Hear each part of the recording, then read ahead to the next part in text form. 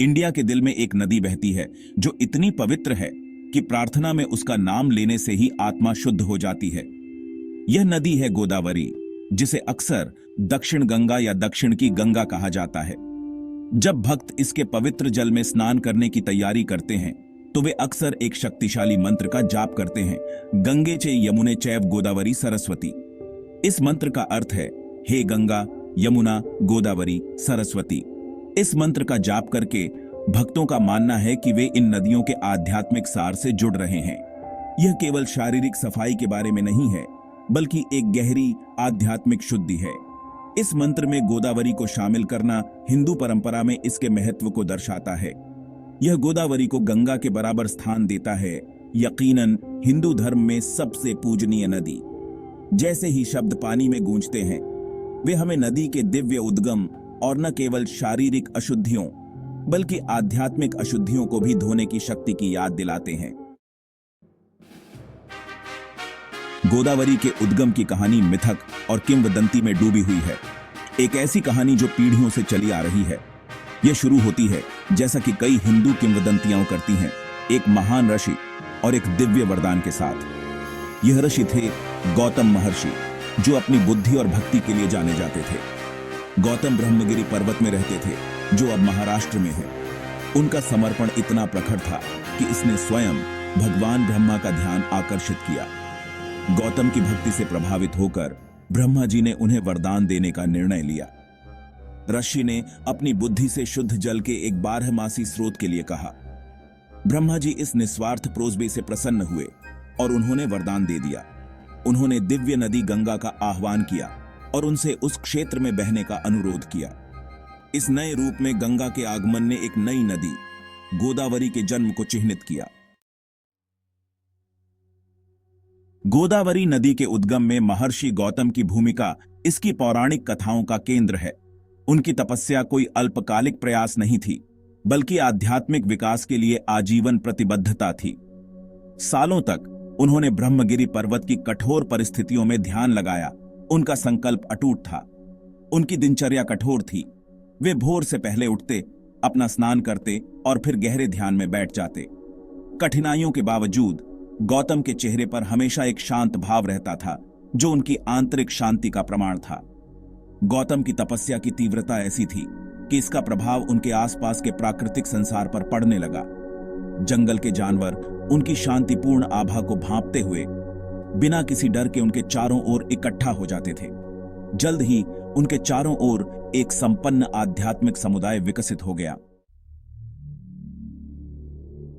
जैसे जैसे महर्षि गौतम के आश्रम के आसपास समुदाय बढ़ता गया, वैसे वैसे पानी की आवश्यकता भी बढ़ती गई। ऋषि हमेशा दूसरों के कल्याण के प्रति सचेत रहते थे। इस बात को लेकर चिंतित होने लगे कि सभी के लिए कैसे प्रबंध किया जाए। यह उस महत्वपूर्ण मोड़ पर था जब भगवान शिव ने हस्तक्षेप करने का फैसला किया। शिव गौतम की निस्वार्थता और भक्ति से प्रेरित होकर उनके सामने एक चमकदार रूप में प्रकट हुए। दिव्य उपस्थिति से अभिभूत गौतम भगवान के सामने साष्टांग प्रणाम कर पड़े। शिव ने गौतम से बात की। उनकी आवाज ब्रह्मांड की शक्ति के साथ गूंज रही थी। उन्होंने ऋषि की तपस्या और दूसरों के प्रति उनकी चिंता की प्रशंसा की। फिर एक सौम्य मुस्कान के साथ उन्होंने पानी की समस्या का समाधान प्रस्तुत किया। उन्होंने गौतम से कहा कि वह अपनी जटाओं से गंगा का एक भाग मुक्त करेंगे, जो उस क्षेत्र में एक नई नदी के रूप में बहेगी। गौतम अपने समुदाय की सेवा करने और भगवान शिव का सम्मान करने के लिए उत्सुक थे। उन्होंने तुरंत सहमति व्यक्त की। भगवान शिव ने महर्षि गौतम से भक्ति का जो अंतिम कार्य करने को कहा, वह सरल और गहरा दोनों था। उन्होंने ऋषि को एक गाय लेने और उसे उस स्थान के चारों ओर ले जाने का निर्देश दिया जहां वे चाहते थे कि नदी का उद्गम हो। शिव ने बताया कि गाय के खुर उस नई नदी के बहने का रास्ता बताएंगे। गौतम ने वैसा ही किया जैसा उन्हें निर्देश दिया गया था। उन्होंने अपने आश्रम से एक गाय को चुना, जो दयालु आंखों वाला एक कोमल प्राणी था। श्रद्धा के साथ उन्होंने गाय को निर्धारित स्थान के चारों ओर एक विस्तृत चक्र में ले गए। जैसे ही गाय चली, उसके खुरों ने धरती पर गहरे निशान छोड़ दिए। जैसे ही गाय ने अपना चक्कर पूरा किया, कुछ चमत्कारी हुआ। गाय के खुरों से बने निशानों से पानी फूटने लगा। यह गोदावरी नदी का जन्म था। पानी ने एक दिव्य रूप धारण कर लिया, जो नीले और सफेद रंग के बहते हुए वस्त्रों में सजी एक सुंदर महिला के रूप में दिखाई दे रही थी।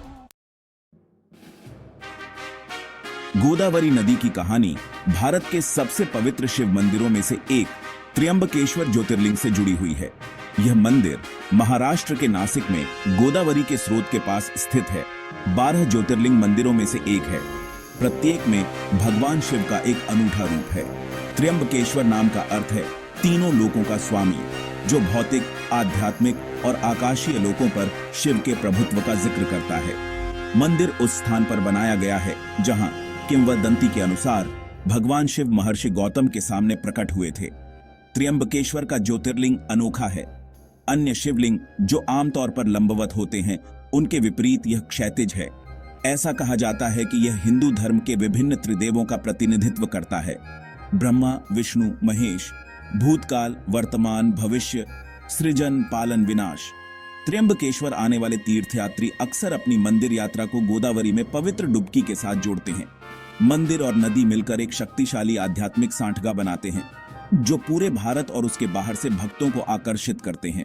गोदावरी नदी का हिंदू धर्म में बहुत बड़ा आध्यात्मिक महत्व है। यह केवल पानी का भंडार नहीं है, बल्कि एक जीवित देवी है। गोदावरी में स्नान करना तन और मन दोनों को शुद्ध करता है। हिंदू मान्यता के अनुसार गोदावरी के जल में विशेष शक्तियां होती हैं। ऐसा कहा जाता है कि नदी में एक डुबकी लगाने से पाप धुल जाते हैं। यह मान्यता हर साल लाखों तीर्थयात्रियों को खींचती है। नदी मोक्ष से भी जुड़ी है।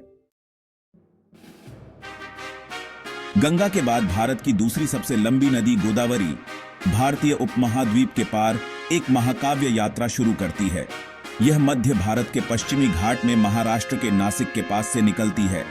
इस साधारण शुरुआत से यह दक्कन के पठार पर पूर्व की ओर बहती है। बंगाल की खाड़ी में खाली होने से पहले लगभग 1465 किलोमीटर की दूरी तय करती है। नदी की यात्रा इसे विविध परिदृश्यों और कई राज्यों से होकर ले जाती है।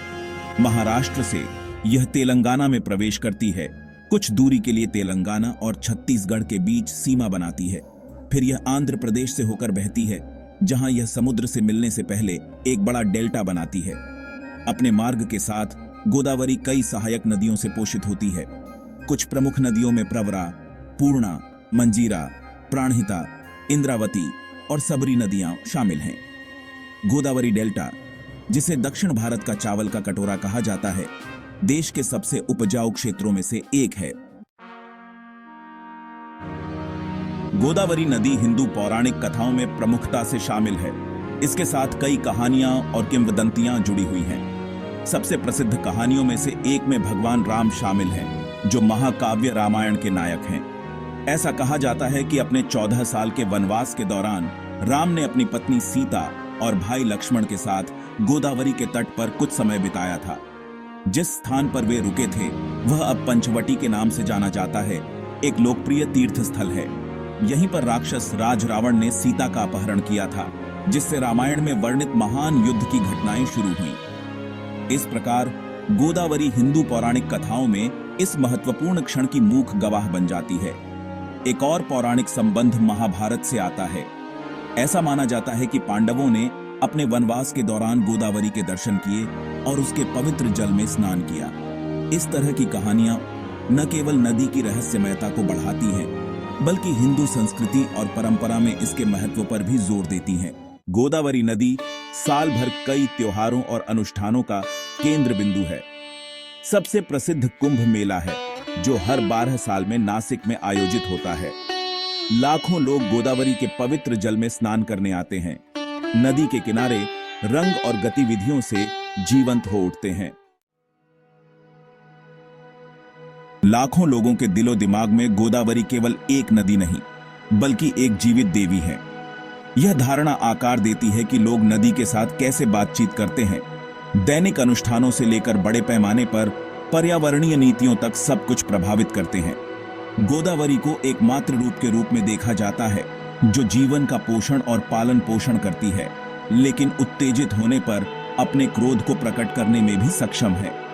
इस दिव्य स्थिति का अर्थ है कि नदी का बहुत सम्मान और श्रद्धा के साथ व्यवहार किया जाता है।